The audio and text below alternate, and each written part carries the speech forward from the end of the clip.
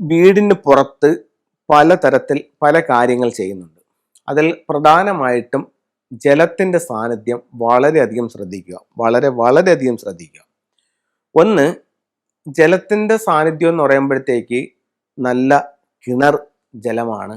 അതേപോലെ തന്നെ വേസ്റ്റ് വാട്ടറിൻ്റെ കുഴി, ഇത് രണ്ടും ജലമാണ്. പക്ഷെ ഒന്ന് നല്ല വെള്ളവും ഒന്ന് മോശം വെള്ളവും. അപ്പോൾ കിണറിനാണെങ്കിൽ അത് മീനൻ രാശിയിൽ കൊള്ളാം.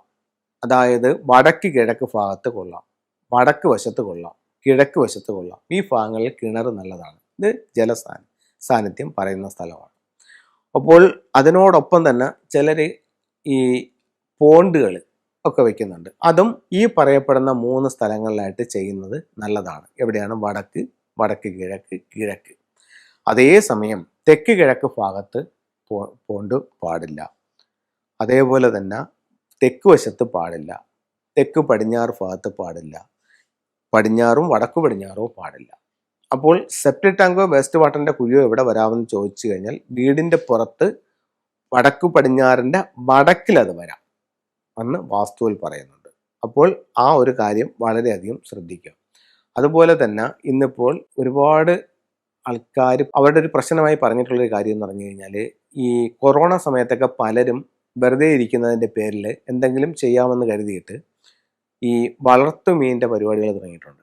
അപ്പോൾ വീടിൻ്റെ തെക്ക് വശം, തെക്ക് കിഴക്ക് ഭാഗം എന്നീ സ്ഥലങ്ങളിൽ ഇവർ വലിയ കുഴികൾ എടുത്തിട്ട് അവിടെ ഈ ടാർപ്പ് ഉപയോഗിച്ചുകൊണ്ടൊക്കെ തന്നെ വെള്ളം നിറച്ചിട്ട് എന്നിട്ട് അതിനകത്ത് മീനെയൊക്കെ വളർത്തുന്നുണ്ട്. അല്ലാതെ സിമെൻറ്റിൽ തന്നെ ചെയ്യുന്നുണ്ട്. അല്ലാതെ വലിയ കുളങ്ങൾ കെട്ടി അത് ചില സ്ഥലങ്ങളിൽ, ആലപ്പുഴ പോലുള്ള സ്ഥലങ്ങളിലേക്ക്, അങ്ങനെയുള്ള സ്ഥലങ്ങളിലേക്ക് ഈ കുളങ്ങളൊക്കെ കുഴിച്ചുകൊണ്ട് തന്നെ ചെയ്യുന്നുണ്ട്. പക്ഷേ അത് ഒരുപാട് നെഗറ്റീവായിട്ടുള്ള എനർജി സൃഷ്ടിക്കാനുള്ള സാധ്യത വളരെ കൂടുതലാണ്. അതേപോലെ തന്നെ വാസ്തുപ്രകാരം തെക്ക് കിഴക്ക്, തെക്ക് എന്നീ ഭാഗങ്ങളിൽ ഒരു കാരണവശാലും വെള്ളം പാടില്ല, തെക്ക് പടിഞ്ഞാറും പാടില്ല. അങ്ങനെ നിങ്ങൾ എന്തെങ്കിലും ചെയ്യുന്നെങ്കിൽ കിഴക്കിലോ വടക്ക് കിഴക്കിലോ വടക്കിലോ നിങ്ങൾക്ക് ചെയ്യാവുന്നതാണ്. അപ്പോൾ അത് വളരെയധികം ശ്രദ്ധിക്കുക. നമ്മൾ വെള്ളം സ്ഥാനം മാറി വെച്ച് കഴിഞ്ഞാൽ ഒത്തിരി ബുദ്ധിമുട്ടുണ്ടാകും.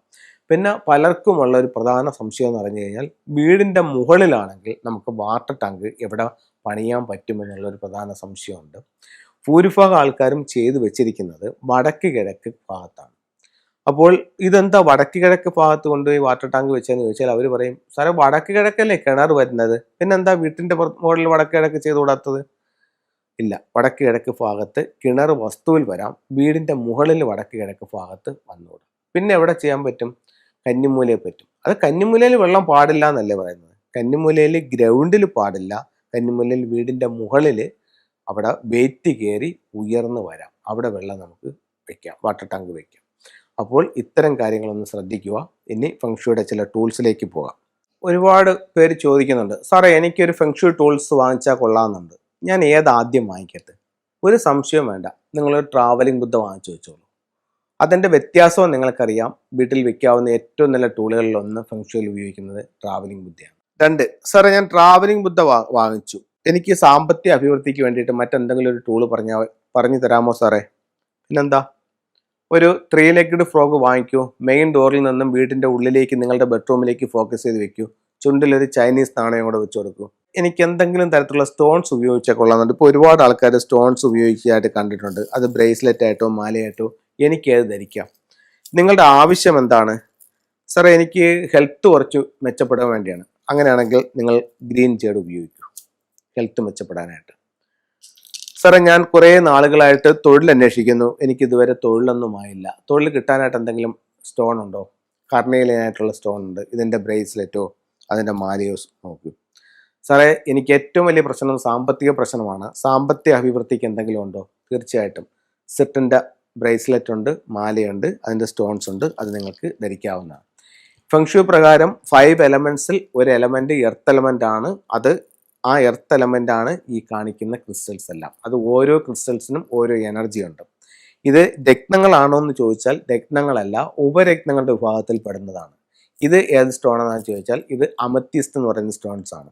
ഇത് എപ്പോഴും ഒരു സ്പിരിച്വൽ എനർജി ഉണ്ടാവാനും, മറ്റൊരു ഉപയോഗം എന്ന് പറഞ്ഞു കഴിഞ്ഞാൽ നെഗറ്റീവായിട്ടുള്ള, അതായത് നമുക്ക് ചില ദുശീലങ്ങളുണ്ട്, സിഗരറ്റ് അല്ലെങ്കിൽ മദ്യപാനം, ഇത്തരം കാര്യങ്ങളിൽ നിന്ന് നമുക്ക് സ്വയം രക്ഷ നേടണം അല്ലെങ്കിൽ അത് ഉപേക്ഷിക്കണമെന്ന് ആഗ്രഹിക്കുന്നവർക്ക് ഇത്തരത്തിലുള്ള അമത്യസ്റ്റിൻ്റെ സ്റ്റോൺസ് ഉപയോഗിക്കാം. നല്ല റിസൾട്ട് നിങ്ങൾക്ക് കിട്ടുമെന്നുള്ള കാര്യത്തിൽ യാതൊരു സംശയവുമില്ല.